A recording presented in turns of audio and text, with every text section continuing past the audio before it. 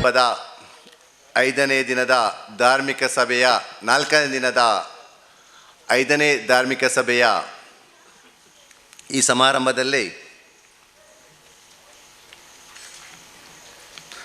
ನಮಗೆ ಆಶೀರ್ವಚನ ನೀಡಲಿರುವ ಶ್ರೀ ನರಸಿಂಹಾಶ್ರಮ ಪಾದಂಗಳವರು ಹಂಗಾರಕಟ್ಟೆ ಬಾಳಕುದ್ರ ಮಠ ಇವರು ಕೂಡ ಉಪಸ್ಥಿತರಿದ್ದಾರೆ. ಇವರ ದಿವ್ಯ ಉಪಸ್ಥಿತಿ ಹಾಗೂ ನಮಗೆ ಆಶೀರ್ವಚನ ಮಾಡಲಿರುವ ಸ್ವಾಮೀಜಿಯನ್ನು ನಾನು ಆದರಪೂರ್ವಕವಾಗಿ ಸ್ವಾಗತಿಸುತ್ತೇನೆ. ಕೇಶವ ಶಿಶು ಮಂದಿರದ ಅಧ್ಯಕ್ಷರಾದ ಶ್ರೀಯುತ ಶಿವರಾಮ್ ಶೆಟ್ಟಿ ಅವರು ಫಲಪುಷ್ಪವನ್ನು ಸಮರ್ಪಿಸಿ ಭಕ್ತಿಪೂರ್ವಕವಾಗಿ ಆದರಪೂರ್ವಕವಾಗಿ ಈ ಒಂದು ಧಾರ್ಮಿಕ ಸಭಾ ಕಾರ್ಯಕ್ರಮಕ್ಕೆ ಸ್ವಾಗತವನ್ನು ಕೋರಬೇಕಾಗಿ ವಿನಂತಿ.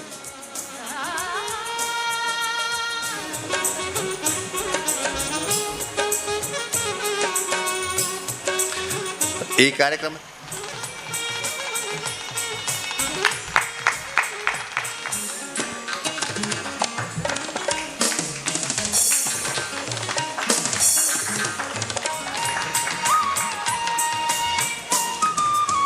ಈ ಕಾರ್ಯಕ್ರಮದ ದೀಪ ಬೆಳಗಿಸಲು ನಮ್ಮೊಟ್ಟಿಗೆ ಆಗಮಿಸಿರುವ ಸುರೇಶ್ ಚೌಟ್ರ ಧರ್ಮಪತ್ನಿ ಶ್ರೀಮತಿ ಅಮಿತಾ ಚೌಟ ಕೂಡ ಇದ್ದಾರೆ. ಅವರನ್ನು ಕೂಡ ಈ ಸಂದರ್ಭದಲ್ಲಿ ಹಾರ್ದಿಕವಾಗಿ ಸ್ವಾಗತಿಸುತ್ತೇವೆ.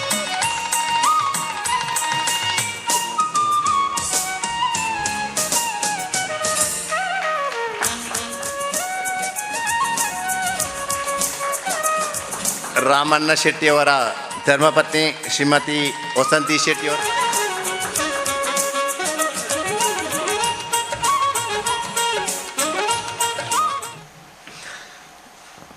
ನಮ್ಮೆಲ್ಲರ ನಾಯಕರು, ನಮ್ಮ ಕಣ್ಮಣಿ, ಈ ಕಾರ್ಯಕ್ರಮದ ಪ್ರಧಾನ ಸಂಚಾಲಕ ಉದ್ಘಾಟನೆ. ಓಂ ಅಸತೋಮ ಸದ್ಗಮಯ ತಮಸೋಮ ಜ್ಯೋತಿರ್ಗಮಯ ಮೃತ್ಯೋರ್ಮ ಅಮೃತಂಗಮಯ. ಓಂ ಶಾಂತಿ ಶಾಂತಿ ಶಾಂತಿ. 3 ಜನ ದಂಪತಿಗಳು ಈ ದಿನದ ಧಾರ್ಮಿಕ ಸಭಾ ಕಾರ್ಯಕ್ರಮದ ದೀಪ ಪ್ರಜ್ವಲವನ್ನು ಮಾಡ್ತಾ ಇದ್ದಾರೆ.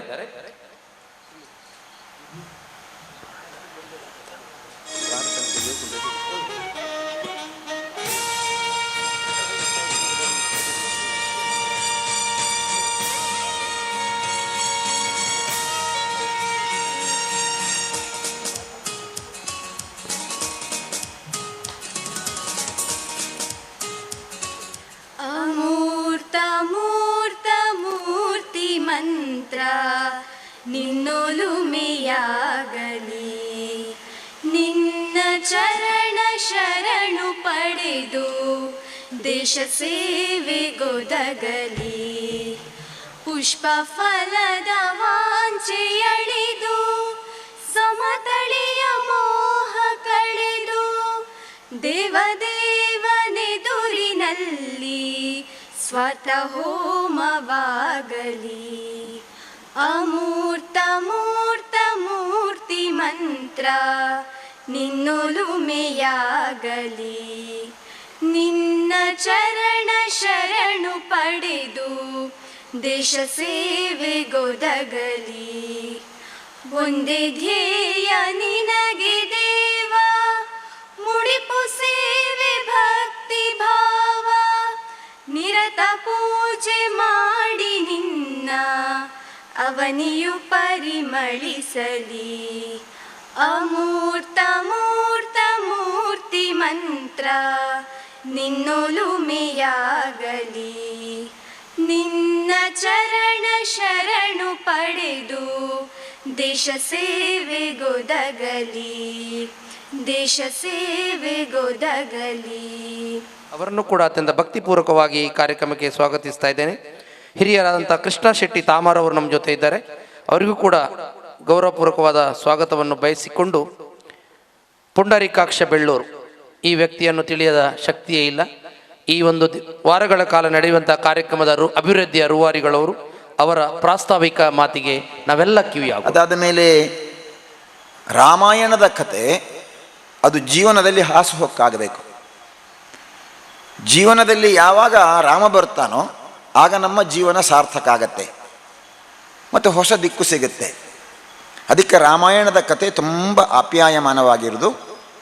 ಹಿಂದೆ ಒಂದು ರೈಲ್ವೆ ಸ್ಟೇಷನ್ನಲ್ಲಿ ಹೆಂಡತಿ ಮತ್ತು ಗಂಡ ಬಸ್ಸಿಗೆ ರೈಲಿಗೆ ಕಾಯ್ತಾ ಇದ್ದರು. ಅಷ್ಟಾಗಬೇಕಾದ್ರೆ ರೈಲು ಬಂತು. ಅದಕ್ಕಿಂತ ಮೊದಲು ಅಲ್ಲಿರುವಂಥ ಅಜ್ಜನ ಜೊತೆಯಲ್ಲಿ ಅವರು ಮಾತನಾಡಿದರು. ಅಜ್ಜ ಒಂದು ಪುಸ್ತಕ ಓದ್ತಾ ಇದ್ರು. ಈ ಹುಡುಗ ಕೇಳಿದ, ದಾದ ಪುಸ್ತಕ ಓದೊಂದುಲ್ಲ, ನಾನು ರಾಮಾಯಣ ಓದೊಂದುಲ್ಲೆ ಅಂತ ಹೇಳಿದ್ರು. ಪ್ರಯಾಣಗಾಗಿ ನೀವು ಓದೋ ಡೈನಿ, ಆಗುವಾಗ ನೀವು ಅದನ್ನೇ ಓದಬೇಕು ನೀವು ರಾಮಾಯಣವನ್ನೇ ಅಂತ ತಮಾಷೆ ಮಾಡಿದರು ಅವರು. ಅದಾಗಿ ರೈಲು ಬಂತು, ರೈಲು ಹತ್ತಿದ್ರು. ಹತ್ತಿದ ಕೂಡಲೇ ಇವನಿಗೆ ಗಡಿಬಿಡಿ ಆಯಿತು. ಗಡಿಬಿಡಿಯಾಗಿ ಇವ ಹೇಳಿದ, ನನ್ನ ಹೆಂಡತಿ ಬಾಕಿ ಆಗಿದ್ದಲ್ಲ ರೈಲು ಸ್ಟೇಷನ್ಲಿ ಅಂತ. ಅಲ್ಲಿದ್ದವರೆಲ್ಲ ಚೈನ್ ಎಳೆದು ರೈಲು ನಿಲ್ಲಿಸಿ ಇವನ ಹೆಂಡತಿಯನ್ನು ರೈಲಿಗೆ ಹತ್ತಿಸಿ ಮತ್ತೆ ರೈಲು ಹೊರಟಿತು. ಆಗ ಈ ತಮಾಷೆ ಮಾಡಿದ ಅಜ್ಜ ಪಕ್ಕದಲ್ಲಿ ಕೂತಿದ್ದರು.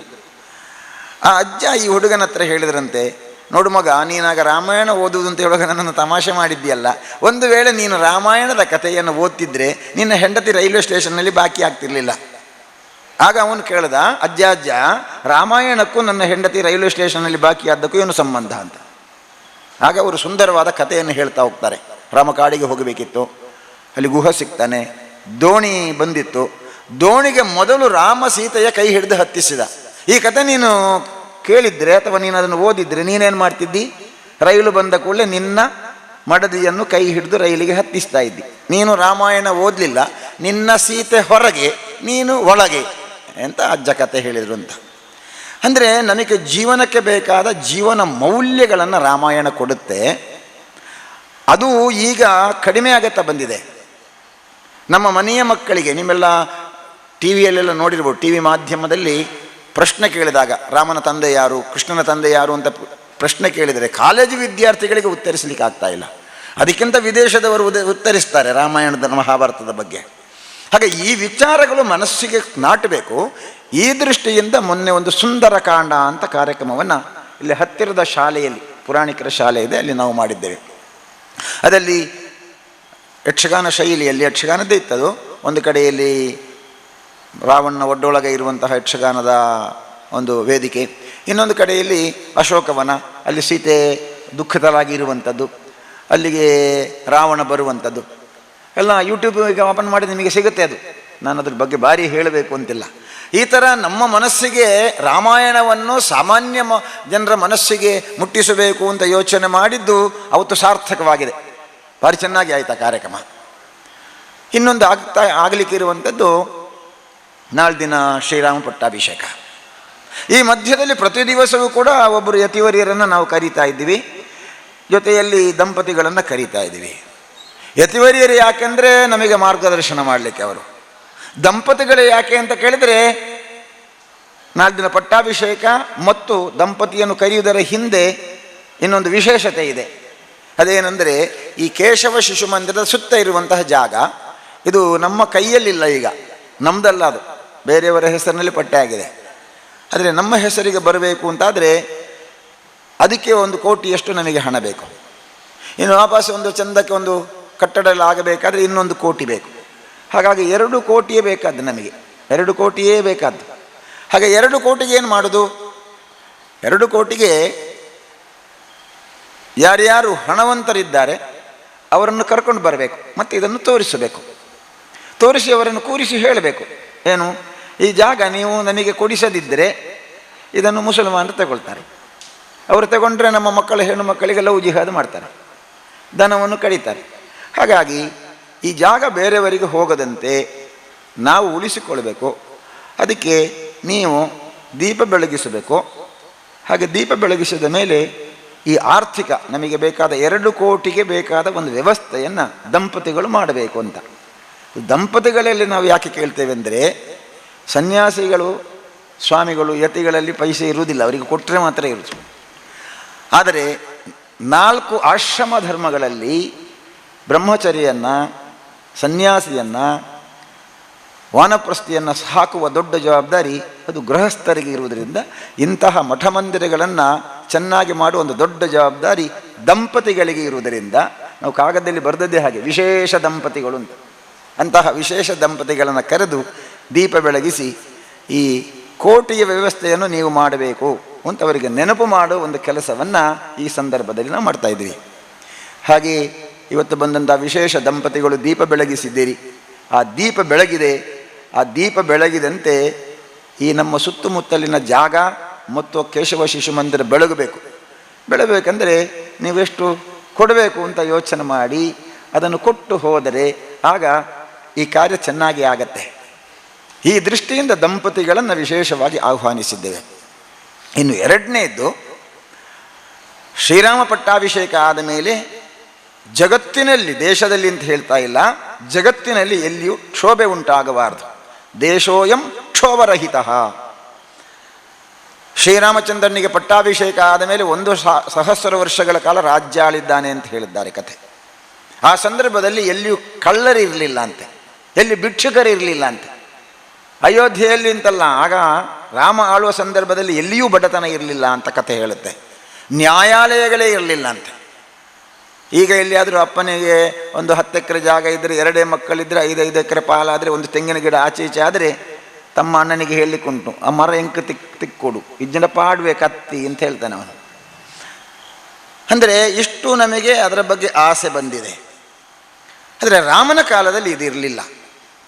ಅಂತಹ ಒಂದು ಕಾಲ ಅದು ಬರಬೇಕು. ಒಂದು, ನಮ್ಮ ಕೇಶವ ಶಿಶು ಮಂದಿರ ಸಮೃದ್ಧ ಆಗಬೇಕು.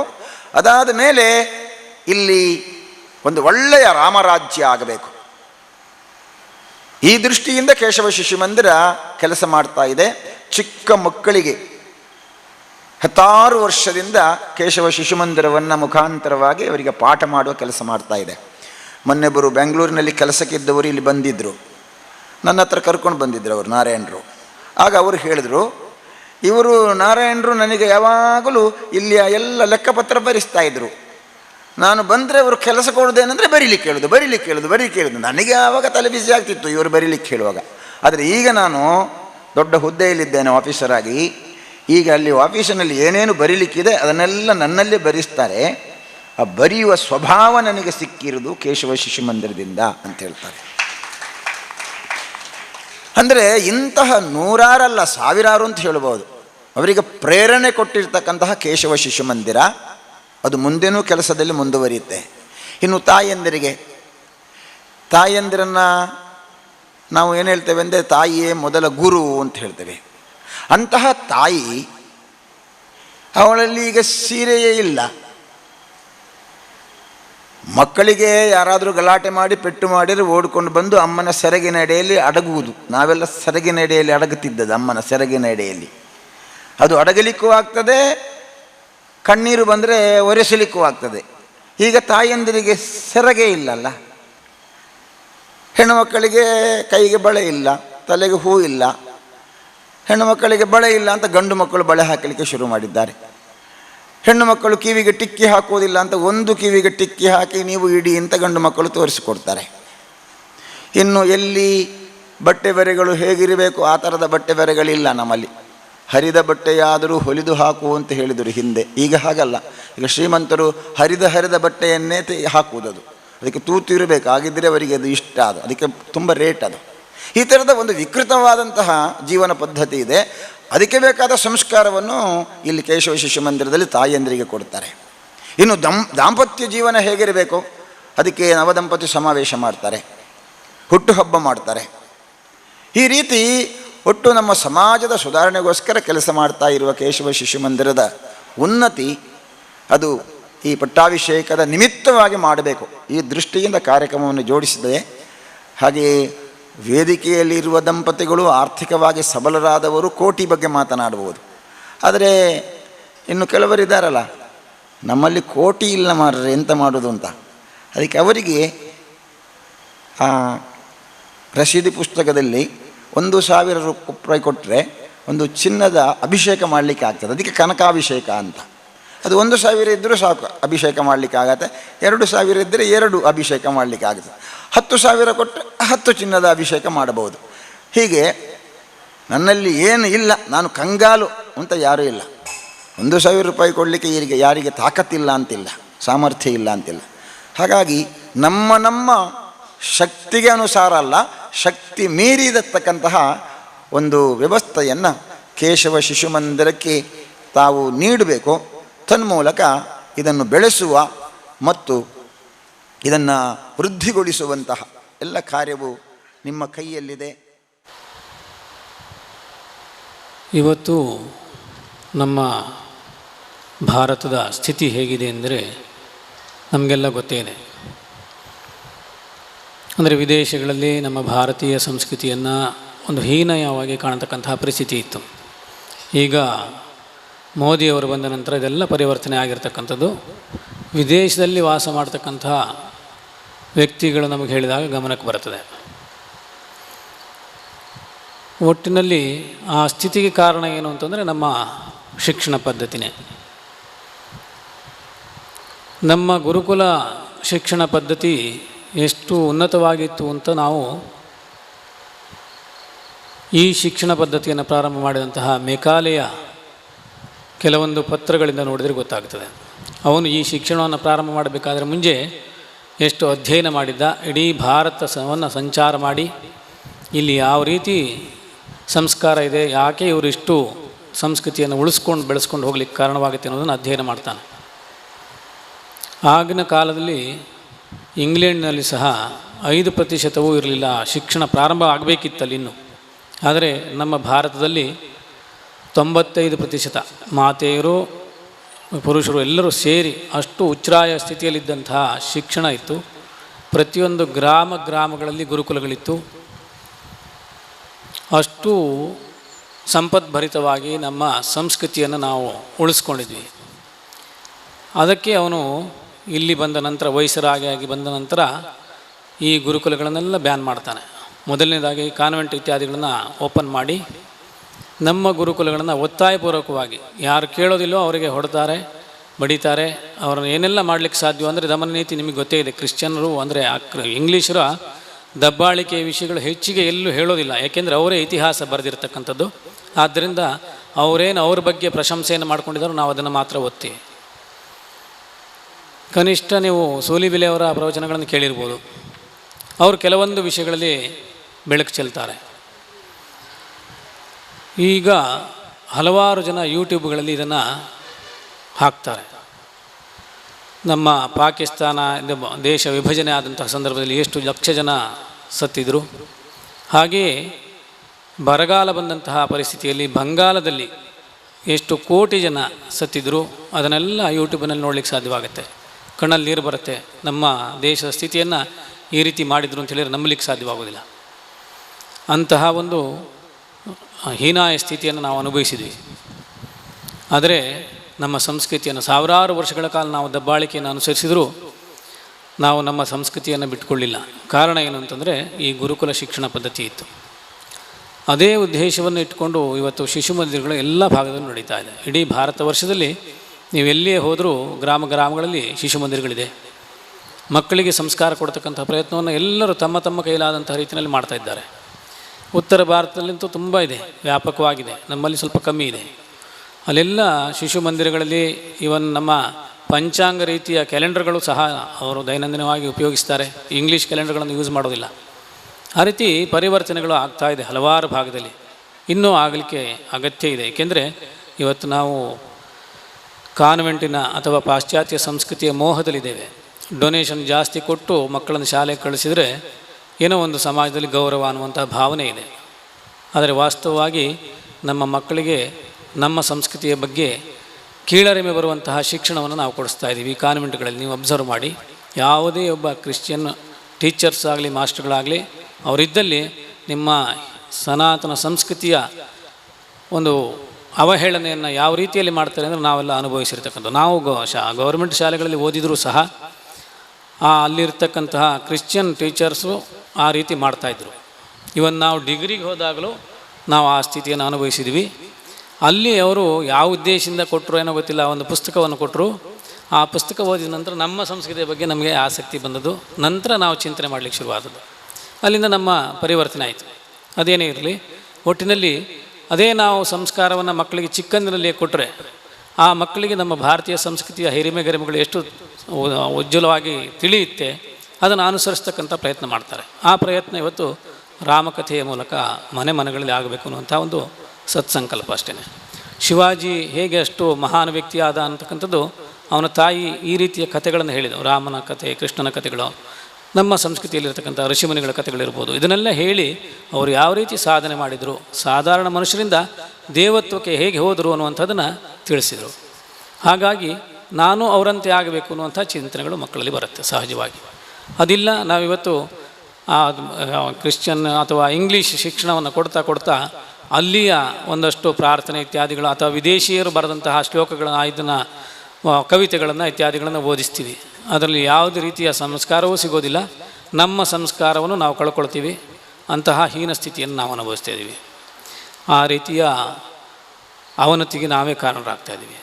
ಆದರೆ ರಾಮಾಯಣ ಇವತ್ತು ಶಿಕ್ಷಣ ಇದರಲ್ಲಿ ರಾಮಾಯಣ ಮತ್ತು ಮಹಾಭಾರತ ಪರೀಕ್ಷೆಗಳನ್ನು ವಿಶ್ವ ಪರಿಷತ್ನವರು ಮಾಡ್ತಾರೆ. ಸಿಕ್ಕದಾದಂತಹ ಪುಸ್ತಕ ಕೆಲವೊಂದು ವಿಷಯಗಳನ್ನು ಕವರ್ ಮಾಡ್ತಾರೆ ಅದರಲ್ಲಿ. ಆ ರೀತಿಯ ಪರೀಕ್ಷೆಗಳನ್ನು ಹೈಸ್ಕೂಲ್ ಲೆವೆಲಲ್ಲಿ ಮಾಡ್ತಾರೆ. ಅದರಲ್ಲೆಲ್ಲ ನಾವು ನೋಡಿ ನಮಗೆ ರಾಮಾಯಣ ಮಹಾಭಾರತ ಕಥೆ ಗೊತ್ತಾದ ಹಾಗೆ. ಮತ್ತು ಮನೆಯಲ್ಲಿ ಒಂದಷ್ಟು ಕಥೆಗಳು ಸಿಗ್ತಾಯಿದ್ವು, ಹೇಳ್ತಾಯಿದ್ರು, ಕೇಳ್ತಾ ಇದ್ವಿ. ಆದರೆ ಇವತ್ತು ಮಾಧ್ಯಮವೂ ಮುಂದೆ ಇದೆ, ಯೂಟ್ಯೂಬ್ಗಳು, ಇದರೆಲ್ಲ ನಾವು ಮಕ್ಕಳಿಗೆ ಒಳ್ಳೆಯ ವಿಷಯಗಳನ್ನು ಹುಡುಕ್ಲಿಕ್ಕೆ ಹೋದರೆ ಅದರಲ್ಲಿ ಎಲ್ಲದೂ ಸಿಗ್ತದೆ. ರಾಮಾಯಣ ಇರ್ಬೋದು, ಮಹಾಭಾರತ ಇರ್ಬೋದು. ಯಾವ ರೀತಿಯ ನಮ್ಮ ಒಂದು ದೇವಸ್ಥಾನಗಳ ಸಂರಚನೆ ಬಗ್ಗೆ ನಾವು ಸ್ವಲ್ಪ ಹುಡುಕಿದಾಗ ಈ ಚಿದಂಬರಂ ಅನ್ನುವಂಥ ದೇವಸ್ಥಾನಗಳಿರ್ಬೋದು, ಪುರಿ ಜಗನ್ನಾಥದಿರ್ಬೋದು, ಈ ರೀತಿಯ ಹಲವೊಂದು ಈ ಜ್ಯೋತಿರ್ಲಿಂಗಗಳ ಇದು ವಿಷಯ ಇದೆ. ಇದೆಲ್ಲ ಹುಡುಕ್ತಾ ಹೋದರೆ ನಮ್ಮ ವಿಜ್ಞಾನ ಅಥವಾ ಸನಾತನ ಸಂಸ್ಕೃತಿಯಲ್ಲಿ ವೈಜ್ಞಾನಿಕವಾಗಿ ಅಥವಾ ಇದು ವೇದ ವಾಂಗ್ಮಯದಲ್ಲಿ ಇರತಕ್ಕಂಥ ವೈಶಿಷ್ಟ್ಯಗಳನ್ನು, ಜ್ಯೋತಿಷ್ಶಾಸ್ತ್ರ ಇರ್ಬೋದು ಅಥವಾ ವಿಮಾನಶಾಸ್ತ್ರ ಇರ್ಬೋದು, ಇದನ್ನೆಲ್ಲ ಅದರಲ್ಲಿ ಎಲ್ಲದರಲ್ಲೂ ಅಳವಡಿಸಿದ್ದಾರೆ. ಜ್ಯೋತಿರ್ಲಿಂಗಗಳಿಗೆ ನೀವು ನೋಡ್ತಾ ಹೋದರೆ ಕೇದಾರದಿಂದ ಪ್ರಾರಂಭವಾಗಿ ರಾಮೇಶ್ವರವರೆಗೂ ಒಂದೇ ಸರಳ ರೇಖೆಯಲ್ಲಿ 7-8 ಕ್ಷೇತ್ರಗಳು ಬರುತ್ತೆ. ಅಲ್ಲಿ ಇನ್ನೂ ವಿಶೇಷ ಏನು ಅಂತಂದರೆ ಅಲ್ಲಿ ಪ್ರತಿನಿತ್ಯ ಪಂಚಾಮೃತಾಭಿಷೇಕ ಮಾಡ್ತಾರೆ. ಅದಕ್ಕೆ ಕಾರಣ ಏನು ಅಂತ ಹುಡುಕ್ತಾ ಹೋದರೆ ಸೂರ್ಯನಿಂದ ಬರತಕ್ಕಂತಹ ಕೆಲವೊಂದು ವಿಶಿಷ್ಟವಾದಂತಹ ಆ ಒಂದು ಶಕ್ತಿ ಏನಿದೆ, ಕಿರಣಗಳು, ಅದು ಆ ಸ್ಥಳದಲ್ಲಿ ಹೆಚ್ಚಿಗೆ ಬರ್ತದಂತೆ. ಅದನ್ನು ನಿರಸನ ಮಾಡಬೇಕಾದ್ರೆ, ಅಂದರೆ ಭೂಮಿಗೆ ಹಾನಿ ಆಗಬಾರ್ದು ಅಂತಾದರೆ ಪಂಚಾಮೃತಾಭಿಷೇಕ ನಿತ್ಯ ಮಾಡಬೇಕು, ನಿರಂತರ. ಬೆಳಿಗ್ಗೆ ಶುರುವಾದರೆ ಸಂಜೆ ದೇವಸ್ಥಾನ ಕ್ಲೋಸ್ ಆಗೋವರೆಗೂ ನಡೀತಾ ಇರತಕ್ಕಂಥದ್ದು ಜ್ಯೋತಿರ್ಲಿಂಗಗಳಲ್ಲಿ ವೈಶಿಷ್ಟ್ಯ ಇದೆ. ಆ ರೀತಿ ಒಂದಲ್ಲ ಎರಡಲ್ಲ ವಿಷಯಗಳು ಹಲವಾರು ರೀತಿಯಲ್ಲಿ ಸಿಗುತ್ತೆ. ಮತ್ತು ಆ ದೇವಸ್ಥಾನಗಳನ್ನು ನಿರ್ಮಾಣ ಮಾಡಬೇಕಾದ್ರೆ ಯಾವ ರೀತಿಯ ವಾಸ್ತು ಸಂರಚನೆಯನ್ನು ಮಾಡಿದರು. ಉದಾಹರಣೆಗೆ ನಾನು ಜಗನ್ನಾಥದ ಮಂದಿರದ ವಿಷಯ ಹೇಳ್ತೇನೆ. ಅದರಲ್ಲಿ 42 ಮಂಜಿಲಿಗೂ ಹೆಚ್ಚು ಎತ್ತರ ಇರತಕ್ಕಂಥ ಅಷ್ಟು ಉದ್ದವಾದಂತಹ ಗೋಪುರ ಇದೆ, ಎತ್ತರವಾಗಿರ್ತಕ್ಕಂಥದ್ದು. ಅದಕ್ಕೆ ಪ್ರತಿನಿತ್ಯ ಧ್ವಜವನ್ನು ಬದಲಾಯಿಸಬೇಕಾಗತ್ತೆ ಒಂದು. ಆಮೇಲೆ ಅದರ ತಲೆಯಲ್ಲಿ ಸುದರ್ಶನ ಚಕ್ರ ಇದೆ. ಆ ಸುದರ್ಶನ ಚಕ್ರವನ್ನು ನೀವು ಇಡೀ ಪುರಿ ಪಟ್ಟಣದಿಂದ ಎಲ್ಲಿಂದ ನೋಡಿದರೂ ನಿಮಗೆ ಅಭಿಮುಖವಾಗಿ ತೋರತಕ್ಕಂಥ ಒಂದು ವೈಶಿಷ್ಟ್ಯ ಇದೆ.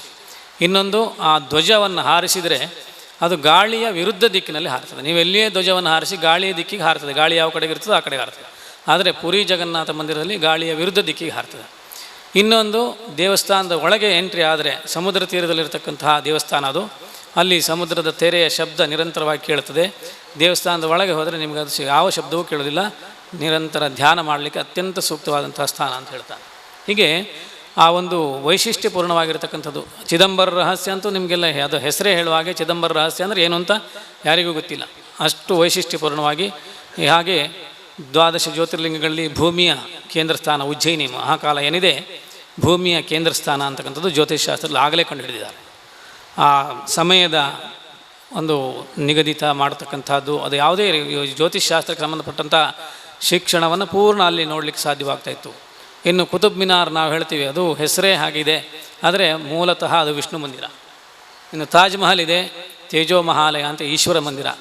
ಈ ರೀತಿ ಅವರು ಮಾಡಿರ್ತಕ್ಕಂಥದ್ದು ಒಂದೆರಡು ಅನಾಹುತಗಳಲ್ಲ. ಅದನ್ನು ನಾವುಗಳು ಏನೋ ಒಂದು ರೀತಿಯಲ್ಲಿ ಹೋಗಿ ನೋಡಿಕೊಂಡು ಬರ್ತೇವೆ. ಹಾಗೆ ಒಬ್ಬ ವಿದ್ಯಾರ್ಥಿಗೆ ಶಾಲೆಯಲ್ಲಿ ಪ್ರೀತಿಯ ಪ್ರತೀಕವಾಗಿ ಯಾವ ಉದಾಹರಣೆ ಹೇಳ್ಬೋದು ಅಂತೇಳಿ ಭಾರತದಲ್ಲಿ ಏನಿದೆ ಅಂತ ಕೇಳಿ, ಸಹಜವಾಗಿ ನಮಗೆಲ್ಲ ಏನು ಕಲ್ಪನೆ ಬರುತ್ತೆ, ತಾಜ್ ಮಹಲ್ನ ಕಲ್ಪನೆ ಬರುತ್ತೆ. ಅವನು ಪ್ರೀತಿಯ ಪ್ರತೀಕವಾಗಿ ಕಟ್ಟಿಸಿದ ಅಂಥೇಳಿ. ಅದರ ಇತಿಹಾಸ ನೋಡಿದರೆ ತುಂಬ ಅಧ್ವಾನ ಇದೆ, ಅದಿರಲಿ ಬೇಡ. ಆದರೆ ಆ ವಿದ್ಯಾರ್ಥಿ ಉತ್ತರ ಹೇಳೋದು ಬೇರೆ. ಅವನೇನು ಹೇಳ್ತಾನೆ, ರಾಮ ಸೇತುವಿನ ಉದಾಹರಣೆ ಹೇಳ್ತಾನೆ. ಶ್ರೀಲಂಕೆ ಏನು ಲಂಕೆಗೆ ನಾವಿವತ್ತು ನೋಡ್ತೀವಿ, ಸಮುದ್ರದ ಒಳಗೆ ಇರುವಂಥ ರಾಮ ಸೇತುವಿನ ಉದಾಹರಣೆ ಹೇಳ್ತಾನೆ. ಯಾಕೆ ಅಂತ ಅಧ್ಯಾಪಕರು ಕೇಳ್ತಾರೆ. ಆಗ ವಿದ್ಯಾರ್ಥಿ ಹೇಳ್ತಕ್ಕಂಥ ಉತ್ತರ, ಒಬ್ಬ ತನ್ನ ಪತ್ನಿ ಅಪಹರಣ ಆಯಿತು, ಅವಳನ್ನು ಸಂರಕ್ಷಣೆ ಮಾಡಬೇಕು ಒಂದು ಜವಾಬ್ದಾರಿ, ಹಾಗೆ ಸಮಾಜಕ್ಕೂ ಶಿಕ್ಷಣ ಕೊಡಬೇಕು. ಅಷ್ಟು ಉನ್ನತವಾದಂತಹ ಜವಾಬ್ದಾರಿ. ರಾವಣನಿಗೆ ಕೊನೆಯ ಕ್ಷಣದವರೆಗೂ ಶರಣಾಗತಿಯನ್ನು ಹೊಂದಲಿಕ್ಕೆ ಅವಕಾಶವನ್ನು ಕಲ್ಪಿಸಿದ್ದ. ರಾಮನ ಚಿಂತನೆಗಳು ಎಷ್ಟು ಉನ್ನತವಾಗಿತ್ತು ಅಂತೇಳಿ ನೀವು ಕಲ್ಪನೆ ಮಾಡ್ಕೊಳ್ಳಿ. ಸ್ವತಃ ರಾವಣನ ತಮ್ಮ ವಿಭೀಷಣ ಬಂದು ಶರಣಾಗ್ತಾನೆ. ಆಗ ಇದ್ದಂತಹ ಸಭೆಯಲ್ಲಿದ್ದಂತಹ ಎಲ್ಲರೂ ವಿರೋಧ ಮಾಡ್ತಾರೆ. ಇವನು ಶತ್ರು ಪಕ್ಷದವನು, ನೀವೆಲ್ಲರೂ ಇವನನ್ನು ಯಾವುದೇ ಕಾರಣಕ್ಕೂ ವಿಮರ್ಶೆ ಮಾಡದೆ ಇವನು ವಧೆ ಮಾಡಿ ಅಂತೇಳಿ ಸಲಹೆ ಕೊಡ್ತಾರೆ. ಆದರೆ ಕೊನೆಗೆ ಹನುಮಂತ ಮಾತ್ರ ಮಾತಾಡಿರುವುದಿಲ್ಲ.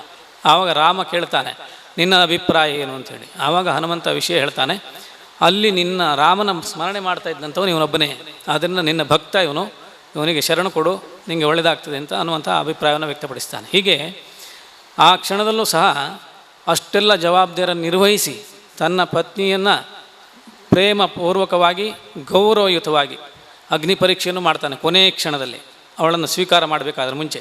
ಅದು ಯಾಕೆ ಅಂತ ನಮಗೆ ಮುಂದೆ ಬರ್ತದೆ, ಆ ಅಗಸನ ಪ್ರಕರಣದಲ್ಲಿ ಬರ್ತದೆ.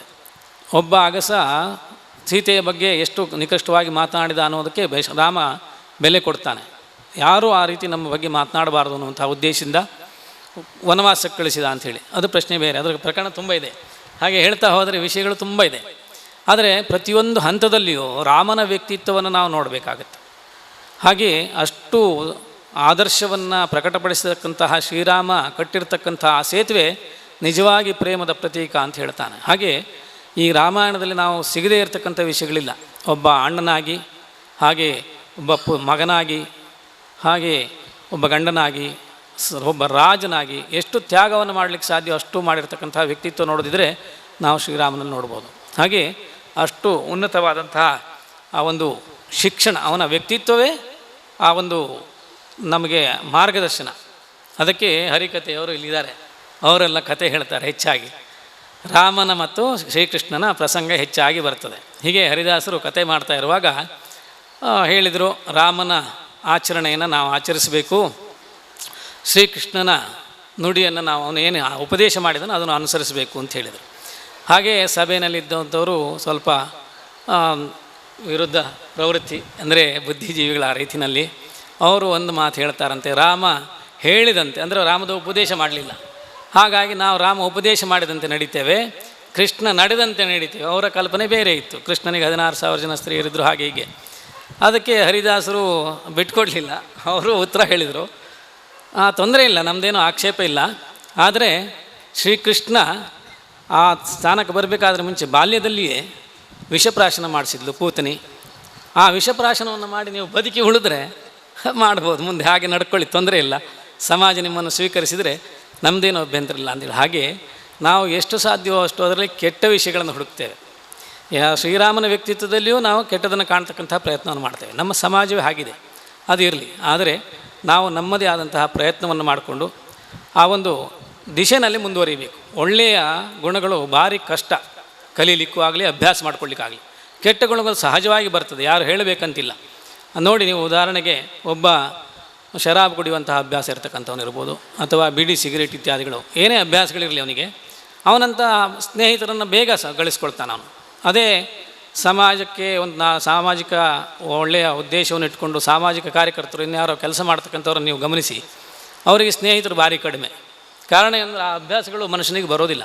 ಅದು ಮನುಷ್ಯನ ಪ್ರವೃತ್ತಿ. ಏಕೆಂದರೆ ಇಂದ್ರಿಯಗಳನ್ನು ಭಗವಂತ ಹೊರಮುಖವಾಗಿ ನಿರ್ಮಾಣ ಮಾಡಿರ್ತಕ್ಕಂಥದ್ದು. ಹೀಗೆ ನಾವು ನಮ್ಮ ಅಭ್ಯಾಸಗಳನ್ನು ಸಾಧ್ಯವಾದಷ್ಟು ಒಳ್ಳೆಯ ದಿಶೆಯಲ್ಲಿ ಕೊಂಡೊಯ್ಯತಕ್ಕಂಥದ್ದು ಪ್ರಯತ್ನವನ್ನು ಮಾಡಬೇಕು. ಏಕೆಂದರೆ ಶ್ಲೋಕದಲ್ಲಿ ಸುಭಾಷಿತದಲ್ಲಿ ಹೇಳ್ತಾನೆ, ಆ ಸಜ್ಜನರ ಗುಣಗಳನ್ನು ನಾವು ಅನುಸರಿಸ್ತಾ ಹೋದರೆ ಸ್ವಲ್ಪ ಆದರೂ ಅನಿಸಿದರೂ ನಮಗೆ ತುಂಬ ಉನ್ನತಿ ಸಿಗುತ್ತದೆ. ಅಂದರೆ ಏಕೆ ಈ ಜನ್ಮದಲ್ಲಿ ಇನ್ನೂ ಎಷ್ಟೋ ಜನ್ಮಗಳಿದೆ, ಆ ಒಳ್ಳೆಯ ಅಭ್ಯಾಸಗಳನ್ನು ಮಾಡೋದರಿಂದ ಮತ್ತೆ ಮತ್ತೆ ಮನುಷ್ಯ ಜನ್ಮ ಸಿಗ್ತದೆ ಅಂಥೇಳಿ. ಮನುಷ್ಯರಲ್ಲಿ ನೀವು ನೋಡಿ ಎಷ್ಟು ಒಂದು ವೆರೈಟಿ ಅಂತ ಏನು ಹೇಳ್ತಾರೆ, ಆ ಸಂಸ್ಕಾರಗಳು ನಮ್ಮಲ್ಲಿ ನಾವು ಉದಾಹರಣೆಗೆ ಹೇಳೋದಾದರೆ, ಒಂದು ಹಿಂದಿನ ಜನ್ಮ ನಮ್ಮದು ಸರ್ಪದಾಗಿತ್ತು ಅಂತ ತಿಳ್ಕೊಳ್ಳಿ, ಹಾವಿನ ಜನ್ಮ ಆಗಿತ್ತು. ಆ ಸಹಜವಾದ ಗುಣ ಮನುಷ್ಯನಲ್ಲಿ ಇರ್ತದೆ. ನೀವು ಗಮನಿಸಿ, ಅವನಿಗೆ ಅತ್ಯಂತ ಸಿಟ್ಟು ಮಾಡ್ತಕ್ಕಂಥದ್ದು ಇರ್ಬೋದು, ಮುಟ್ಟಿ ಬಿಟ್ಟಿದ್ದಕ್ಕೆ ತತ್ಕ್ಷಣ ಸಿಟ್ಟು ಬರ್ತಕ್ಕಂಥದ್ದು, ಈ ರೀತಿ ಪ್ರವೃತ್ತಿ ಆ ಸರ್ಪದಲ್ಲಿ ಏನು ಗುಣ ಇದೆ ಅದು ಇವನಿಗೆ ಇಲ್ಲಿ ಬಂದಿರ್ತದೆ. ಅದು ಸೂಕ್ಷ್ಮ ಶರೀರ ಅಂತ ಹೇಳ್ತಾರೆ. ಹಾಗೆ ಬೆಕ್ಕು ಅತ್ಯಂತ ಉದಾಸೀನ ಪ್ರವೃತ್ತಿ, ಆಲಸ್ಯ ಸ್ವಭಾವ, ಇದು ಮನುಷ್ಯನಲ್ಲೂ ನೋಡ್ತೀವಿ ನಾವು. ಹಾಗೆ ಪ್ರತಿಯೊಂದು ಈ ಹಲ್ಲಿ ಎಷ್ಟೆಷ್ಟು ಹೊತ್ತಿಗೋ ಕೂಗ್ತಾ ಇರ್ತದೆ. ಹಾಗೆ ಮನುಷ್ಯರು ವಟ ಮಾತಾಡ್ತಕ್ಕಂಥವ್ರು ನೋಡ್ತೀವಿ ನಾವು. ಎಲ್ಲ ರೀತಿಯ ಪ್ರವೃತ್ತಿಗಳನ್ನು ನೋಡ್ತೀವಿ. ಹಾಗೆ ಮನುಷ್ಯರಲ್ಲಿಯೂ ಸಹ ಈ ಒಂದು ಪ್ರವೃತ್ತಿಗಳು ಜಾಸ್ತಿ ಆದಾಗ, ಒಳ್ಳೆಯ ಅಭ್ಯಾಸಗಳನ್ನ ನಾವು ಬೆಳೆಸ್ಕೊಂಡಾಗ ಒಳ್ಳೆಯ ಪರಿವಾರದಲ್ಲಿ ನಮ್ಮ ಜನ್ಮ ಆಗುತ್ತೆ, ತಂದೆ ತಾಯಿಯವರು ಒಳ್ಳೆಯವರು ಸಿಗ್ತಾರೆ, ಆ ಮನೆಯಲ್ಲಿ ಸಂಸ್ಕಾರ ಇರ್ತದೆ. ಈ ರೀತಿ ದೇವಸ್ಥಾನಕ್ಕೆ ಹೋಗ್ತಕ್ಕಂಥದ್ದು ಬರ್ತಕ್ಕಂಥದ್ದು ಇರ್ಬೋದು, ಅಥವಾ ಆಧ್ಯಾತ್ಮಿಕ ಪ್ರವೃತ್ತಿಗಳು ಜಾಸ್ತಿ ಇರ್ತಕ್ಕಂಥದ್ದು, ಇದೆಲ್ಲ ನಮಗೆ ಅನುಕೂಲವಾಗ್ತಾ ಬರ್ತದೆ. ಮನುಷ್ಯನಲ್ಲಿಯೂ ಹಂತ ಇದೆ. ಆದ್ದರಿಂದ ನಾವು ಮನುಷ್ಯ ಜನ್ಮದಲ್ಲಿ ಮಾತ್ರ ನಮಗೆ ಮೋಕ್ಷವನ್ನು ಹೊಂದಲಿಕ್ಕೆ ಅಧಿಕಾರ ಅಂಥೇಳಿ. ಅದೇ ನೀಚ ಯೋನಿಗಳು ಅಥವಾ ಮರ ಗಿಡಗಳಾಗಿ ಪ್ರಾಣಿ ಪಕ್ಷಿಗಳಾದರೆ ಕಷ್ಟವನ್ನು ಅನುಭವಿಸಬೇಕು, ಸುಖವನ್ನು ಅನುಭವಿಸಬೇಕು, ಅಲ್ಲಿ ಸ್ವತಂತ್ರತೆ ಇಲ್ಲ. ಆದರೆ ಮನುಷ್ಯನಿಗೆ ಯಾವ ಕರ್ಮವನ್ನು ಮಾಡ್ಬೋದು. ನಾವು ಒಳ್ಳೆಯ ಬುದ್ಧಿಯನ್ನು ಕೊಟ್ಟಿದ್ದಾನೆ ಭಗವಂತ, ಸಚ್ಚಿಂತನೆಯನ್ನು ಮಾಡ್ತಕ್ಕಂಥದ್ದು, ಇದೆಲ್ಲ ನಾವು ಬೆಳೆಸ್ಕೊಳ್ಬೋದು, ನಮ್ಮನ್ನು ನಾವು ಉದ್ಧಾರ ಮಾಡಿಕೊಳ್ಬೋದು. ಅದಕ್ಕೆ ನಮಗೆ ನಾವು ಶತ್ರುಗಳು, ನಮಗೆ ನಾವು ಮಿತ್ರರು ಅಂತ ಭಗವದ್ಗೀತೆಯಲ್ಲಿ ಹೇಳ್ತಾನೆ ಶ್ರೀಕೃಷ್ಣ. ಹಾಗೆ ಆ ರೀತಿಯ ಒಳ್ಳೆಯ ಅಭ್ಯಾಸಗಳನ್ನು ಇವತ್ತು ನೋಡಿ, ನಿಮ್ಮೆಲ್ಲರಿಗೂ ಒಳ್ಳೆಯ ಚಿಂತನೆ ಇದ್ದರೆ ನೀವು ಈ ಒಂದು ಕಾರ್ಯಕ್ರಮಕ್ಕೆ ಬರಲಿಕ್ಕೆ ಸಾಧ್ಯವಾಯಿತು.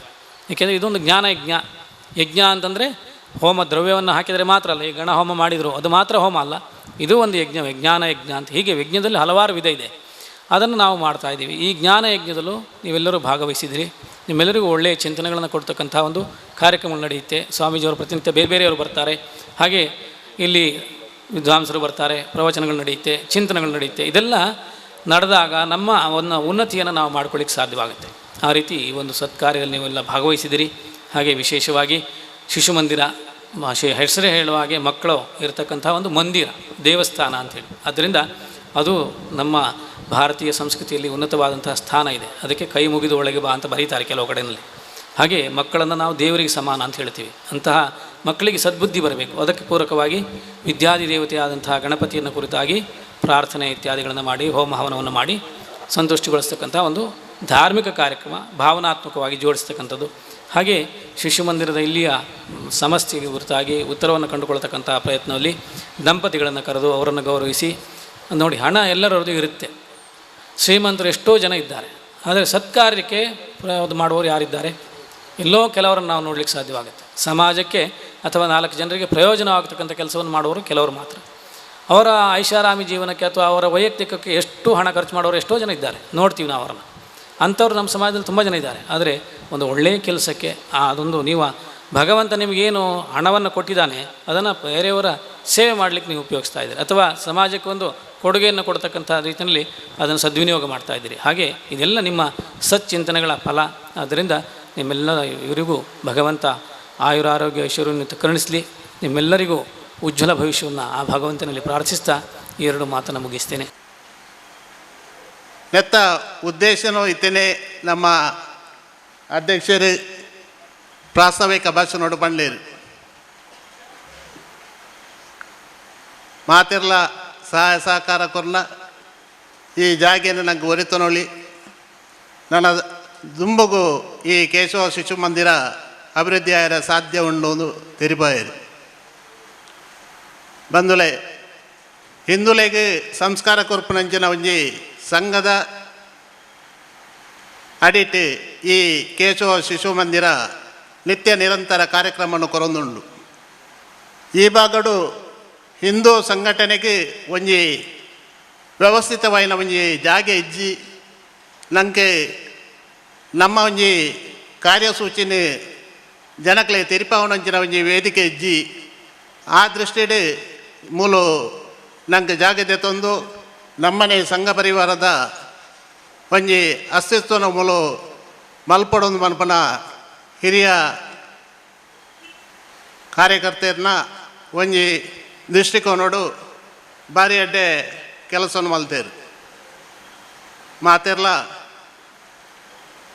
ಆಯನ ಮಟ್ಟಿಗೆ ಸಹಾಯ ಸಹಕಾರ ಕೊರ್ದು ಈ ಕಾರ್ಯಕ್ರಮವನ್ನು ಯಶಸ್ವಿ ಮಲ್ಪಡೊಂದು ಪಣೊಂದು ಈ ಕಾರ್ಯಕ್ರಮ ನಿತ್ಯ ನಿರಂತರವಾದ ಪೊರ್ಲುಡೆ ಎಲ್ಲಂಜಿ ಶ್ರೀರಾಮ ಪಟ್ಟಾಭಿಷೇಕ ಆಪನೇಟ ಯಶಸ್ವಿಯಾದ ನಡಪಡೊಂದು ಪಣ್ಣದು ಪಣೊಂದು ಎನ್ನ 2 ಪಾತ್ರನು ಉಂತ ಒಂದು ಈ ಗಟ್ಟೆ ಬತ್ತು ಉದ್ದಿದ್ರು ಪಣ್ಣದು ಯಾವ್ದು ಯಾತ್ರೆ ಎಣ್ಣೆ ನೆಜ್ಜಿ ನಿನ್ನ ಮಾತು ಹೆಂಗೆ ತೋಜಿಬಾಯ ಕಾರಣಕರ್ತಾರೆ ಕೃಷ್ಣ ಶೆಟ್ಟಿ ತಾಮಾರ್ ಅವರು ಅರೇ ನನ್ನ ದಾರಿ ತಾದಿ ತೋಯ್ಪಾನಾರು ಅಂತೂ ಆರು ಪ್ರತಿಯೊಂದು ಎಡ್ಡೆ ಬಡಿಗೆ ಕೆಲಸ ಎಡ್ಡೆ ಕಾರ್ಯಕ್ರಮಗಳು ಕೂಡ ಎಂಕಲು ಬಾಡ లేదు పోపేరు తొలిపేరు పనిపేరు ఇంచేత్తಣ್ಣ అంచేత్తಣ್ಣ కేన్ పేర్ల పని పేర్ల ఆరు పన్నెకి ఎంకల ఆంది పన్నోడు అప్పుడు ಅತ್ತಂದೆ ಇಂಚಿನ ಈ ತೆಡ್ಡೆ ಕೆಲಸ ಈ ಏರಡೆ ಮತ್ತು ಎರಡ ಇಂಚ ಕೃಷ್ಣಣ್ಣನಕ್ಲ ನಮ್ಮ ಕೆಲಸ ಬಾಕದ ಮುಳ್ಪದ ಮಾತೆರ್ಲ ಪರಿವಾರದಕ್ಕೆಲ್ಲ ಕೂಡುತ್ತೆ ಮಲ್ಪಡೆ ಅದು ವಿಶೇಷ ಕೆಲಸ ಇಂಚಿನ ಶಿಶು ವಿಹಾರ ಪಂಡದ ಈ ಪುದಾಡು ಕೇಶವ ಶಿಶು ವಿಹಾರ ಪಂಡದಿಟ್ಟು ಈತ ಕಾರ್ಯಗಳು ನಡ್ಕೊಂಡು ಅತ್ತಂತೆ ನೆಟ್ಟು ನಿಜವಾದ ಜೋಕ್ಲಿಗೆ ಸಂಸಾರಗೋ ಸಂಸ್ಕಾರಗೋ ಇಂಚಿನ ಉಂಡು ಪಂಡ ತೊಯ್ಪಾತು ಜನಕ್ಲ ತೊಯ್ಪಾತು ಉರುಡು ಸುಧಾರಣೆ ಆರ್ಯ ಪಡಪತ್ತು ಮಲ್ಪನೆ ಕೆಲಸ ಉಂಡ ನಿಜವಾದ ಅಭಿನಂದನೀಯ ಇಂಥ ಕೆಲಸ ಇಂಚಿನ ಕೆಲಸ ತಾನ ಮತ್ತೊಂದು ಪೋನಾಗ ಮಾತೆಲ್ಲ ಹನಿಗೂಡಿ ಹಳ್ಳವಾಗುವುದು ಬಂಡ್ಲೆಕೊನೆ ಮಾತ್ರ ನಮ್ಮ ಸೇವೆ ನಮ್ಮ ಕೈ ನಮ್ಮ ಸೇವೆ ನಮ್ಮ ಸಹಾಯ ಮತ್ತೊಂದು ಇಂಚಿನ ಮಹಾಕಾರ್ಯಗೂ ಪೂರ ಆವಾಡ ಮಲ್ಪಡತ್ತ ಮುಟ್ಟಾವಣ ಕೆಲಸಗೂ ನಾವು ಮಾತೆಲ್ಲ ಕೈ ತೋಡ್ಸಾಕೋ ಐತೋಟಿ ಆನ್ಲೊಲ್ಲೆ ಮಾತೆಲ್ಲ ಕುಡಿದು ಇಂಚಿನ ಮಹಾಕಾರ್ಯ ಆವಾಡ ಪಣದು ಎಲ್ಲ ನಿಗ್ಲಿ ಮಾತೆಲ್ಲ ಕೈ ಮುಗ್ದಿ ಕಾಣುತ್ತಿಲ್ಲ ಅತ್ತಂದೆ ಈ ರಾಮ ಪಟ್ಟಾಭಿಷೇಕ ರಾಮ ಕಲ್ಯಾಣ ರಾಮ ಸೇತುವೆ ರಾಮ ಕೆಲಸ ಅವಂತುಂಡು ರಾಮ ಪಣ್ಣ ಕೆಲಸದ ಪದಾರ್ಥೊಟ್ಟಿಗೆ ಭಾರಿ ವಿಶೇಷ ಅರ್ಥ ಉಂಡು ವಿಶೇಷ ಅರ್ಥ ಉಂಡು ಆಂಟಲ ಒಂಜಿ ರೆಡ್ಡು ಘಟನೆ ಪಂಪಾನು ಹೊರ ಮಾದ ಪೂರ ಆದ ಸೇತುವೆ ಪುರ ಆಯ್ಬಕ್ಕ ರಾಮದೇವರು ಸ್ವತಃ ಒಂಜಿ ಕಲ್ಲು ಮೆಲ್ಲೆ ಗೆತ್ತದು ನೀರ್ತ ಬೆದ್ದು ಬಿಟ್ಟು ನೀರಿಗೆ ನೀರ್ತ ಬೆದ್ದು ಬಿಡ್ತಾನಾಗ ಆ ಕಲ್ಲು ಅಡಿಕೆ పోతానగా మొన్న చెప్పాడు రామదేవి ఇంచెంచి ఆడింది అప్ప దూరోడు హనుమంతు ఎద్దు తెలిపారుగా అప్ప భారీ బెదరాడు అరే హనుమంతు ಇಲ್ಲ తెలిపిడు దాదా అంతుంది స్వామి యానే పనడా ఈర్న కೈ ಬುಡಿಂಡ ಕಲ್ಲು ಕೂಡ ಉಂತುಜಿದು ಗೊತ್ತಾನಗ ಅಪ್ಪ ಮನುಷ್ಯ ಭಾಗದ ಈರ್ನ ಕೈ ತಾಗತ್ತೆ ಏತು ಉಂಡು ಅವು ಒಂದು ಯಾವ್ದು ಮಲ್ತಾಂಡ್ರೆ ಯಾವು ಅವೇ ದತ್ತ ಪಾಠ ಪಂಡಿರಿಗೆ ಅಂಚನೆ ಇದಟ್ಟು ಪ್ರತಿ ಒಂಜಲ ಪಾಠ ಉಂಡು ಇಂಥ ಈ ಮಹಾ ಕಾರ್ಯ ಮಂತ್ರನೆ ಕೆಲಸ ಮಹಾ ಪಾಠ ಉಂಟು. ಯಾಕಂದರೆ ಇವತ್ತು ಸುಪ್ರೀಂ ಕೋರ್ಟ್ನಲ್ಲಿ ಅಯೋಧ್ಯೆ ಕುರಿತಾದಂಥ ವಿಚಾರಣೆ ಅಂತಿಮಗೊಂಡಿದೆ. ಇನ್ನೇನು ಕೆಲವೇ ದಿನಗಳಲ್ಲಿ ಅಯೋಧ್ಯೆ ಕುರಿತಾದಂಥ ಒಂದು ತೀರ್ಪು ಹೊರಬೀಳಲಿಕ್ಕಿದೆ. ಪ್ರಾಯಶಃ ಈ ನಮ್ಮ ಏನು ಕಾರ್ಯಕ್ರಮ ನಡೀಲಿಕ್ಕಿದೆ ಸೀತಾರಾಮ ಕಲ್ಯಾಣ, ಆ ಒಂದು ಅಪೂರ್ವ ಕಾರ್ಯಕ್ರಮಕ್ಕೆ ನಾವೇನು ಸಾಕ್ಷಿಗಳಾಗಲಿಕ್ಕಿದ್ದೀವಿ. ಪ್ರಾಯಶಃ ಮುಂದಿನ ದಿನಗಳಲ್ಲಿ ನಮ್ಮೆಲ್ಲರ ಕನಸಿನ ಆ ಒಂದು ಭವ್ಯ ಶ್ರೀರಾಮ ಮಂದಿರ, ಶ್ರೀರಾಮ ಜನ್ಮಭೂಮಿ ಮಂದಿರ, ಅದು ಕೇವಲ 10ರೊಟ್ಟಿಗೆ 11ನೇ ಮಂದಿರ ಅಲ್ಲ, ಅದು ಶ್ರೀರಾಮ ಜನ್ಮಭೂಮಿ ಮಂದಿರ ನಿರ್ಮಾಣ ಆಗುವಂಥ ಒಂದು ಪವಿತ್ರ ಸನ್ನಿವೇಶಕ್ಕೆ, ಇತಿಹಾಸದ ಕ್ಷಣಗಳಿಗೆ, ಯಾಕಂತ ಹೇಳಿದರೆ ನೂರಾರು ವರ್ಷಗಳ ಹೋರಾಟದ ಬಳಿಕ ಶ್ರೀರಾಮಚಂದ್ರನ ಒಂದು ಭವ್ಯ ಮಂದಿರ ನಿರ್ಮಾಣ ಒಂದು ಸನ್ನಿವೇಶಕ್ಕೆ ನಾವೆಲ್ಲ ಸಾಕ್ಷಿಗಳಾಗಲಿಕ್ಕೆ ಇದ್ದೀವಿ ಅಂತ ನನಗೊಂದು ವಿಶ್ವಾಸ ಇದೆ. ಈ ಸಂದರ್ಭದಲ್ಲೇ ನಾವಿಲ್ಲಿ ಒಂದು ಸೀತಾರಾಮ ಕಲ್ಯಾಣೋತ್ಸವವನ್ನು ಆಚರಿಸುವಂಥದ್ದು ಮತ್ತು ನಮ್ಮ ಭವಿಷ್ಯದ ಪೀಳಿಗೆಗೆ ಒಂದು ಸಂಸ್ಕಾರಯುತ ಕೇಂದ್ರವನ್ನು ಇನ್ನಷ್ಟು ಉಜ್ವಲಗೊಳಿಸುವಂಥ ಒಂದು ಪ್ರಯತ್ನಕ್ಕೆ ಕೈಕ್ಕಿರುವಂಥ ಒಂದು ಸಂದರ್ಭದಲ್ಲಿ ನಾವಿದ್ದೇವೆ. ಇಲ್ಲಿಯ ಕೇಶವ ಶಿಶು ಮಂದಿರ ಅಂತ ಹೇಳಿದರೆ ಎಷ್ಟೊಂದು ಅದ್ಭುತವಾಗಿ ಕೆಲಸ ಮಾಡ್ತಾ ಇದೆ ಅಂತ ಹೇಳಿದರೆ, ಸಾಮಾನ್ಯರನ್ನು ಅಸಾಮಾನ್ಯರನ್ನಾಗಿ ಬೆಳೆಸುವಂಥ ಒಂದು ಪ್ರಯತ್ನ ಇದೆ. ಇಲ್ಲಿ ಕೆಲಸ ಮಾಡುವಂಥ ಎಲ್ಲ ಕಾರ್ಯಕರ್ತರು ಬಹು ಸಾಮಾನ್ಯರಾಗಿರುವಂಥವ್ರು. ಪುಟ್ಟ ಪುಟ್ಟ ಪ್ರಯತ್ನಗಳ ಮೂಲಕ ಅಸೀಮವಾದಂಥ ಒಂದು ಕಾರ್ಯ ಮಾಡಲಿಕ್ಕೆ ಹೊರಟಿರುವಂಥ ಒಂದು ಬೆಳವಣಿಗೆಯನ್ನು ನಾವು ನೋಡ್ತಾ ಇದ್ದೇವೆ. ಇಲ್ಲಿ ಏನೇನು ಕಾರ್ಯಕ್ರಮ ನಡೀತಾ ಇದೆ ಅಂತ ನಮಗೆಲ್ಲರಿಗೂ ಗೊತ್ತಿದೆ. 2000 ಮನೆಗಳನ್ನು ಇಲ್ಲಿ ನಮ್ಮ ಕಾರ್ಯಕರ್ತರು ತಲುಪ್ತಾ ಇದ್ದಾರೆ ಅಂತ ಹೇಳಿದರೆ ಎಂಥ ಒಂದು ಅದ್ಭುತವಾದ ಪ್ರಯತ್ನ ನೋಡಿ. ಈ ಪುಟ್ಟ ಪುಟ್ಟ ಪ್ರಯತ್ನಗಳಲ್ಲಿ ಇಲ್ಲಿ ನಡೆಯುವಂಥ ಆ ಏನು ನವ ದಂಪತಿಗಳ ಸಮಾವೇಶ ಇರಲಿ, ವರಮಹಾಲಕ್ಷ್ಮಿ ವೃತ ಇರಲಿ, ಅಥವಾ ಶ್ರೀರಾಮ ಒಂದು ಕಲ್ಯಾಣೋತ್ಸವ ಇರಲಿ, ಎಲ್ಲ ಕಾರ್ಯಕ್ರಮಗಳು ತುಂಬ ಅರ್ಥಪೂರ್ಣವಾಗಿ ನಡೆಯುವಂಥ ಒಂದು ಪ್ರಯತ್ನ ಇದೆ. ಇತ್ತೀಚೆಗೆ ಕಲ್ಲಡ್ಕದಲ್ಲಿ ಶ್ರೀರಾಮ ಮಂದಿರ ಆಗುವಂಥ ಒಂದು ಸಂದರ್ಭದಲ್ಲಿ ಹಳ್ಳಿಗೆ ಮನೆಗೆ ದೀಪ ಪೂಜನ ಅಂತ ಒಂದು ಕಾರ್ಯಕ್ರಮ ಮಾಡಿದರು. ಆ ಕಾರ್ಯಕ್ರಮ ಮಾಡುವಾಗ ಏನಾಯಿತು ಅಂತ ಹೇಳಿದರೆ, ಒಂದು 10-12 ಮನೆಗಳಲ್ಲಿ ಅಣ್ಣ ತಮ್ಮಂದರು ಭಾರತ ಪಾಕಿಸ್ತಾನದ ಸ್ಥಿತಿ ನಿರ್ಮಾಣ ಆಗಿತ್ತು. ಆ ಮನೆಗಳಲ್ಲಿ ಯಾವ ಕಾರಣಕ್ಕೂ ಅಣ್ಣ ತಮ್ಮಂದಿರ ನಡುವೆ ಹೊಂದಾಣಿಕೆ ಇಲ್ಲ, ಯಾವ ಕಾರಣಕ್ಕೂ ಯಾರು ಹಿರಿಯರು ಹೇಳಿದರೂ ಕೇಳೋದಿಲ್ಲ. ಅಂಥ ಒಂದು ವೈರತ್ವ. ಕೇವಲ ಒಂದೆರಡು ತೆಂಗಿನ ಮರ, 2 ಅಡಿಕೆ ಮರ, ಇಷ್ಟಕ್ಕೋಸ್ಕರ ಯಾವ ಕಾರಣಕ್ಕೂ ನಿಮ್ಮನ್ನು ಬಿಡಲಾರೆ, ನಾನು ಸುಪ್ರೀಂ ಕೋರ್ಟಿಗೆ ಹೋದರೂ ನಿನ್ನನ್ನು ಬಿಡಲಾರೆ ಅಂತ ಹೋರಾಟ ಮಾಡುತ್ತಿದ್ದಂಥ ಮನೆಗಳದು. ಆದರೆ ಈ ದೀಪ ಪೂಜನ ಮಾಡಿದಾಗ ಏನಾಯಿತು ಅಂತ ಹೇಳಿದರೆ, ಅನಿವಾರ್ಯವಾಗಿ ಎಲ್ಲರ ಜೊತೆ ಹೋಗುವಾಗ ತಮ್ಮ ಅಣ್ಣನ ಮನೆಗೆ ಹೋಗಬೇಕಾಯಿತು, ಅಣ್ಣ ತಮ್ಮನ ಮನೆಗೆ ಹೋಗಬೇಕಾಯಿತು. ಸಹಜವಾಗಿ ಆ ಮನೆಗಳು ಒಂದಾದವು, ಆ ಅಣ್ಣ ತಮ್ಮಂದರು ಒಂದಾದರು. ಅಂದರೆ ನಾವು ಮಹಾತ್ಮ ಗಾಂಧೀಜಿಯವರು ಇದಕ್ಕೋಸ್ಕರ ಹೇಳಿದರು, ಹಿಂದೂ ಯಾವಾಗಲೂ ಬಿಡಿ ಬಿಡಿಯಾಗಿದ್ದರೆ ಪರಮಸ್ವಾರ್ಥಿ ಅಥವಾ ಪರಮಸ್ವಾರ್ಥಿ. ಆದರೆ ಎಲ್ಲರೂ ಒಂದಾದಾಗ ಹಿಂದೂ ಸಮಾಜ ಅತ್ಯಂತ ಶ್ರೇಷ್ಠವಾದಂಥ ಸಮಾಜ, ಸಂಸ್ಕಾರಯುತವಾದಂಥ ಸಮಾಜ, ವಿಶಾಲ ಚಿಂತನೆಯ ಸಮಾಜ ಅದು. ಅದೇ ಸೆಮೆಟಿಕ್ ಮತಗಳ ಬಗ್ಗೆ ಗಾಂಧೀಜಿಯವರು ಅದೇ ಮಾತನ್ನು ಹೇಳ್ತಾರೆ. ಈ ಸೆಮೆಟಿಕ್ ಮತಗಳಲ್ಲಿ ಯೋಚನೆ ಹೇಗಿರುತ್ತೆ ಅಂತೇಳಿದರೆ ಅವರು ಒಬ್ಬರೇ ಇದ್ದಾಗ ಬಹಳ ಒಳ್ಳೆಯವರಾಗಿರ್ತಾರೆ, ಆದರೆ ಗುಂಪು ಕೂಡಿದಾಗ ಹಿಂಸಾತ್ಮಕವಾದಂಥ ಪ್ರಚೋದನಕಾರಿ ಆ ಮನೋಭಾವ ಅಲ್ಲಿ ಅವರಲ್ಲಿ ಕೆರಳುತ್ತೆ.